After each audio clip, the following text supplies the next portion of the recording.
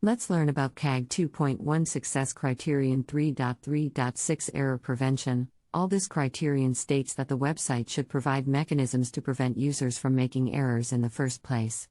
It means that the website should anticipate and minimize the possibility of user errors by providing clear instructions, feedback, and prompts.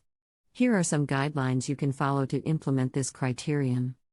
Provide clear and concise instructions. When users perform any action on the website that requires input, such as filling out a form, provide clear and concise instructions on what information is needed and how to provide it. Use simple and straightforward language that is easy to understand. Use default values. Pre-fill form fields with default values to minimize the possibility of user error. For example, if the form asks for the user's country, pre-fill the field with the user's current location.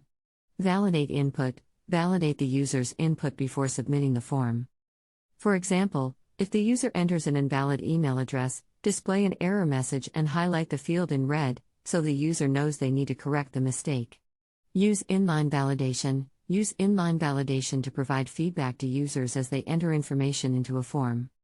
For example, if a user enters an invalid password, display a message next to the password field that explains the password requirements.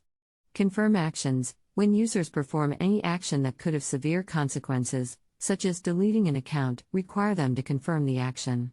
For example, display a message that says, "Are you sure you want to delete your account?" and require the user to click yes or no to proceed.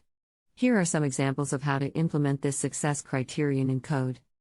Password requirements. If a website requires users to create an account, it's important to make sure the password requirements are clear and specific. For example, if the website requires a minimum of 8 characters, with at least one uppercase letter and one number, the form should indicate these requirements and give an error message if the user tries to submit a password that doesn't meet them. Confirmation before deleting. If a website has a feature that allows users to delete something, like a post or an account, it's important to have a confirmation step to prevent accidental deletions. This can be done with a modal dialog or a checkbox that the user must check before submitting the deletion.